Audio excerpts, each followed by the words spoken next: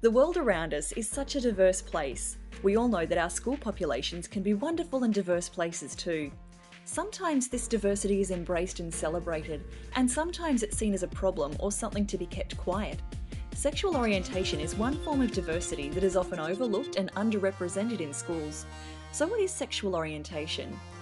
Sexual orientation relates directly to the gender to which someone is attracted. Broadly, sexual orientation can be categorised as homosexual, bisexual, and heterosexual. Sexual orientation can take many different forms. While society tends to see heterosexual as the norm, many people in our community identify as something other than heterosexual or come from families with a diverse range of sexual orientations.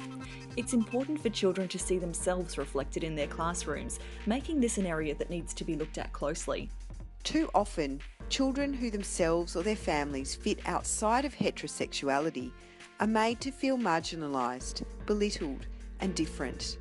Every school in Australia has same-sex attracted, intersex and gender diverse students and families.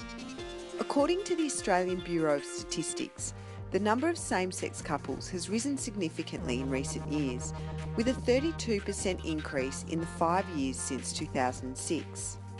In 2011, 33,714 same-sex couples were counted in the census. Just over 1 in 10 same-sex couples have children. School demographic data shows approximately 10% of students are same-sex attracted, even if they're unidentified. How many classrooms have you seen that represent these diversities, even through general discussion or classroom resources? This brings us to the question: how can you make your classroom environment inclusive to all sexually oriented people?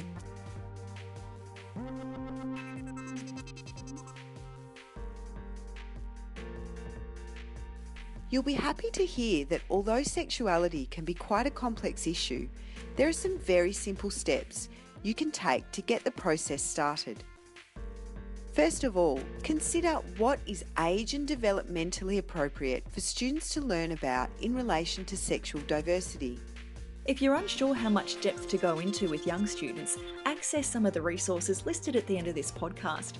For example, simply talking about how families can be different is inclusive. In one class alone, you may find single-parent families, same-sex parent families, children being raised by extended family, adopted children, and 2 heterosexual parent families.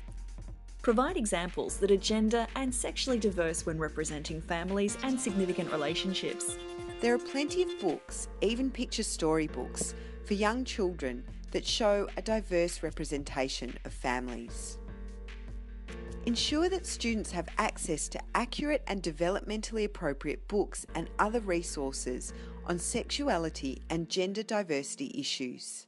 Requests for information or validating questions should not be ignored. If you don't have the answers, answer the question as best you can and follow through with your promise of information as soon as possible. Check existing resources for validity and bias. For example, gay, lesbian or bisexual people may be either invisible or depicted as unhealthy or deviant.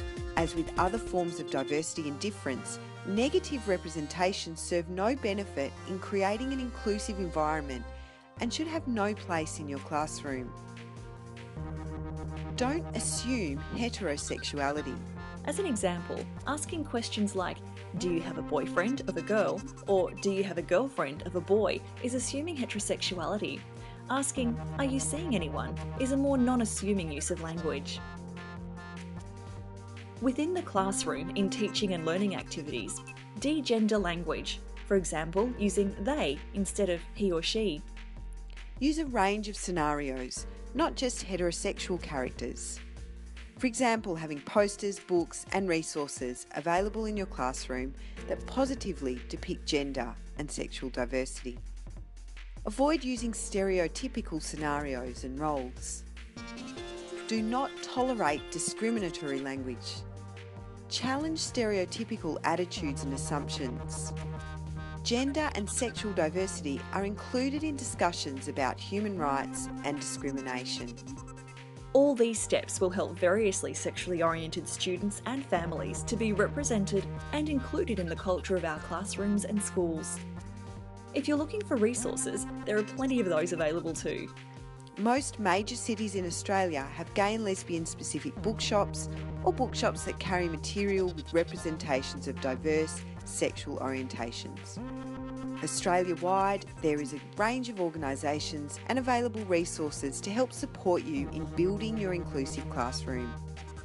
These days, all of this is on the internet, so the information you may need is right at your fingertips. Here are some places for you to start. Hares and Hyenas is Melbourne's queer bookshop on Johnston Street. Google them and have a look at their education section for a wide range of teaching resources. They have a large range, including children's picture storybooks. If you have older students or parents who'd like information or resources in this area, this would be a wonderful place to refer them to. The Safe School Coalition Australia is a government initiative dedicated to making schools safer and more inclusive. They offer support, high quality resources, professional development for teachers, consultations for schools and free learning programs. Coming Out Australia is a national website that contains a list of national and statewide organisations, counselling services, as well as resources, forums and useful links about coming out and sexual orientation.